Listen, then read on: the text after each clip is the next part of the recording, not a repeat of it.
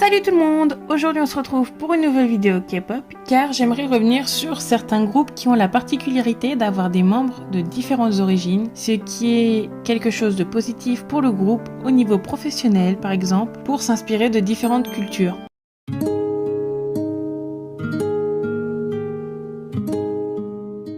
Bien sûr, je ne vais pas sortir les groupes connus comme Twice, Blackpink, EXO ou encore NCT, mais plutôt de plus petits groupes qui sont moins connus ou qui ont de moins gros fandoms pour les mettre un peu plus en lumière. En plus de ça, on va prendre pour la plupart des nationalités autres que japonaises, qui est une nationalité quand même assez courante dans la K-pop. En premier, avant de voir les groupes, j'aimerais un peu parler des points négatifs d'être une idole un peu étrangère par rapport aux idoles coréennes qui sont chez elles. Pour les idoles étrangères, c'est plus difficile de se faire une place dans l'industrie car ils doivent s'intégrer et faire plus d'efforts pour apprendre les règles de vie et de comportement coréens qui, on va pas se mentir, sont quand même très nombreux. Il faut apprendre la langue, qui n'est pas des plus faciles. Pour avoir fait un an de coréen, il faut vraiment s'y mettre à fond. Et j'ai fait un an de coréen à la fac, donc c'est pour vous dire, j'avais quand même des cours assez bien faits. Et il faut vraiment s'y mettre à fond, réviser tous les jours. Alors savoir que eux font ça, en plus d'apprendre le chant, la danse, tout le reste, c'est quand même très difficile. Sachant qu'en plus de ça, ils doivent faire face à l'éloignement familial, qui est plus grand que pour les autres membres, car leurs familles ne peuvent pas venir la plupart du temps, parce qu'elles sont dans un autre pays, donc c'est plus d'argent, plus de temps. Et les agences, des fois, quand ils autorisent du temps pendant la période de training aux idoles, c'est pas assez de temps pour qu'ils puissent profiter pleinement de leur famille. Ils peuvent aussi avoir une sorte de mal du pays, car ils se retrouvent dans un pays inconnu, à un jeune âge. Alors c'est pas toujours facile, surtout quand ils arrivent, pour certains, ils ne parlent pas du tout coréen, donc ça les exclut encore plus de la vie sociale, et surtout quand on est le seul membre étranger d'un groupe. Et je ne rejette pas la faute sur les autres membres, puisque même si les membres coréens viennent et essayent de l'inclure, il y aura quand même toujours, je pense, une petite barrière au départ qui fait que on s'intégrera pas de la même manière. C'est pour ça que c'est mieux quand il y a plusieurs membres étrangers dans un groupe. Ils peuvent se soutenir, comme Mark et Jackson des GOT7. Ils l'ont expliqué dans une interview que lors de leur arrivée en Corée, ils étaient vraiment tous les deux, puisque ils étaient deux étrangers, ils avaient les mêmes mal-être. Ils sortaient tous les deux puisque ils aimaient les autres membres, il faut pas cracher dessus, mais ils se sentaient un peu pareils, donc ça les a rapprochés. Puis sans compter tout ça, il y a aussi le racisme que peuvent avoir les idoles étrangères et qui est encore pas mal présent. Par exemple, je vais prendre Fatou de Black Swan. Elle s'est pris beaucoup de réflexion par rapport à sa couleur de peau et à ses origines. Alors, on va parler du premier groupe qui est CrossGen. Donc c'est un boys band formé par Amus Korea en 2012. On trouve parmi les membres Terada Takuya, un mannequin et acteur japonais, devenant la première idole de K-pop de nationalité japonaise. La société de divertissement a expliqué la signification du nom du groupe, déclarant que le boys band croiserait les gènes supérieurs de chaque pays pour créer un groupe parfait. Donc ils jouent entre les différentes nationalités des membres de leur groupe pour créer un groupe parfait. CrossGen était à l'origine composé de 3 membres sud-coréens, de 2 membres chinois et d'1 membre japonais. Après le départ de JJ, Takuya a également démissionné. Celui-ci était le leader. Sa position a donc été donnée à un autre membre. Le fait qu'ils ont ou avaient des membres chinois et japonais fait que lorsqu'ils ont lancé leur carrière japonaise, ils avaient déjà des liens avec le pays, tout comme en Chine, quand ils ont été tournés des émissions de divertissement là-bas. Au jour d'aujourd'hui, le groupe n'a plus rien fait depuis 2018, mais aucune notification de disband n'est notée. Leur statut est seulement marqué en pause. Et bien qu'aujourd'hui le groupe n'ait plus de membres étrangers, je vous invite quand même à aller écouter certaines de leurs musiques qui valent le détour, telles que Black and White, qui est une chanson que j'adore. Deuxième groupe, on passe au groupe Lapillus, qui est un girls band formé et géré par MLD Entertainment, l'agence qui avait les Momoland. Le groupe est composé de 6 membres. Chen-Ti, j'espère que ça se dit comme ça, qui est philippine, Shana, qui est japonaise, Yue, qui est chinoise et américaine, Bessie, Sewon et Haeun, qui sont coréennes. Ils ont fait leur début le 20 juin 2022, donc c'est très récent, avec la sortie de leur single numérique Hit Ya. Un jeune groupe qui a commencé l'année dernière et qui donc pour le moment a une très très courte discographie, mais voyons ce que ça donne pour plus tard. Donc pour Shana, qui était candidate japonaise, elle a fait Girls Planet 999. Elle s'est quand même classée 16e au classement général de l'émission. Chanty, elle, est une ancienne actrice qui était sous Star Magic aux Philippines et qui a déjà joué dans des dramas tels que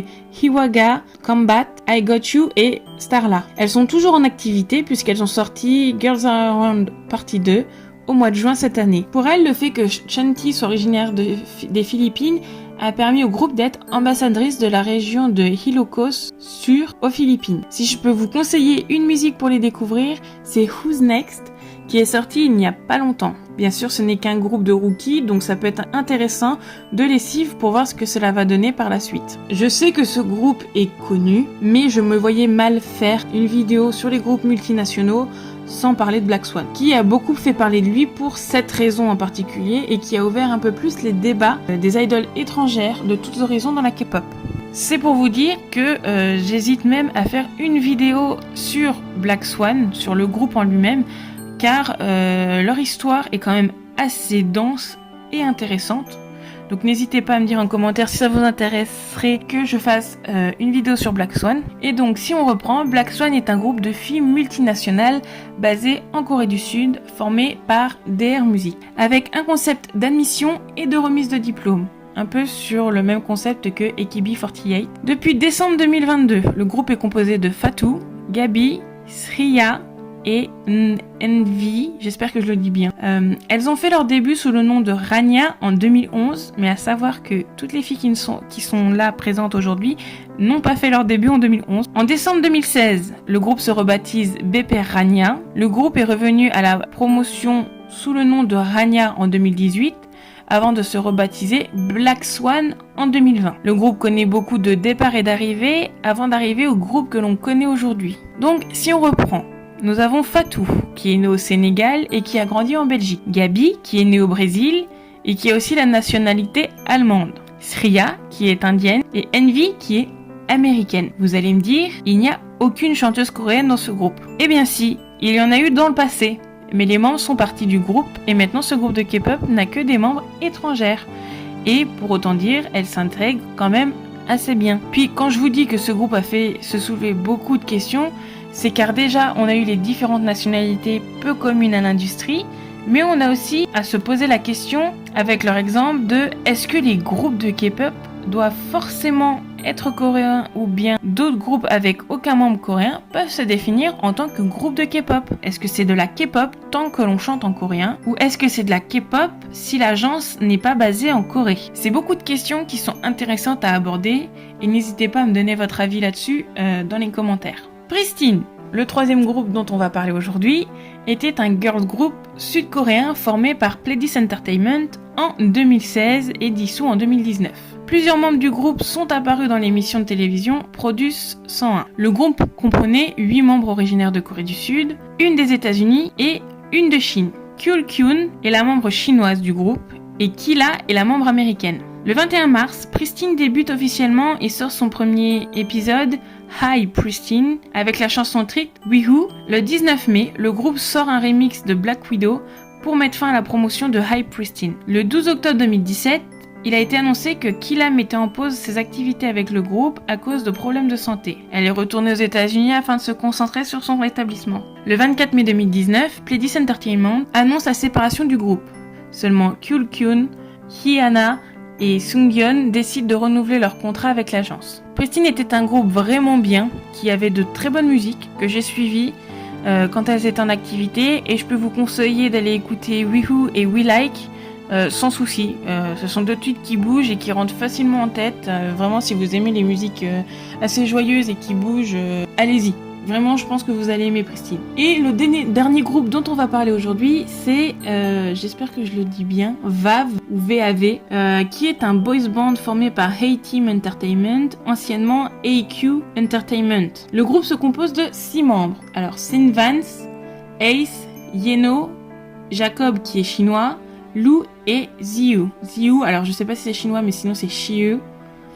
Ils ont fait leur début le 2 novembre 2015 avec l'épisode Under the Moonlight. Le groupe est toujours en activité, mais beaucoup moins actif car les membres font tour à tour leur service militaire. VAV est un groupe qui a déjà 8 ans et qui connaît une popularité moyenne. Je trouve, sincèrement, quand on va écouter leur musique, qu'ils méritent une meilleure popularité que celle qu'ils ont aujourd'hui. Leurs chansons ont pas mal de sonorités latines qui fait qu'elles rentrent facilement en tête, qu'elles sont parfaites pour l'été. Et si je peux vous en conseiller 2, ça serait Señorita et je suis sûre que Give Me More, vous l'avez déjà entendu, mais n'hésitez pas à aller voir, ces 2 musiques vraiment qui marchent impeccable. Et donc, comme on a vu les points négatifs à Idol étranger, et ben là, avant de conclure cette vidéo, j'ai envie de vous parler des quelques points positifs qu'il y a à avoir des idoles étrangères dans un groupe. Déjà, comme je l'ai dit un peu plus haut, le fait d'avoir des membres étrangers fait que le public étranger s'intéressera plus facilement au groupe et donc ça créera des groupes de fans dans d'autres pays, ce qui fait que la masse de fans sera déjà plus importante dès les débuts du groupe. Puisqu'un groupe totalement coréen va peut-être forcément intéresser que les Coréens et ce sera les autres par curiosité qui s'y intéresseront. Que si les fans connaissent un membre, par exemple si les japonaises connaissent un membre japonais, et ben ils vont s'intéresser au groupe. Donc ça fera une petite fanbase au Japon en plus de celle qu'il y a en Corée. Ensuite, lors des déplacements dans les pays concernés bien sûr, et ben les idoles auront forcément quelqu'un qui parle la langue et qui pourra parler pour tout le groupe. Donc la communication sera beaucoup plus facile. Et ensuite, si les autres membres décident d'apprendre cette langue-là, ils auront toujours quelqu'un à côté d'eux qui parle cette langue pour les conseiller et pour les aider à apprendre plus facilement la langue. Dans tous les cas, au jour d'aujourd'hui, il n'est plus rare de voir des idoles venant de différents pays arriver dans des groupes. C'est même devenu monnaie courante. Mais le fait plus étonnant, c'est que les nationalités sont de plus en plus diversifiées et variées, ce qui donne une vague de fraîcheur à la K-pop. Enfin, ce n'est que mon simple avis. De mon côté, j'espère que cette vidéo et la petite présentation des groupes vous aura plu et vous a donné envie d'écouter des groupes multinationaux. N'hésitez pas à me donner votre point de vue par rapport aux idoles étrangères dans la K-pop en commentaire. À me donner votre définition de ce qu'est un groupe de K-pop en commentaire aussi. N'hésitez pas à vous abonner pour avoir plus de vidéos dans le genre. Dans tous les cas, je vous souhaite une bonne journée, une bonne soirée en fonction de l'heure à laquelle vous regardez cette vidéo. Et surtout, prenez soin de vous.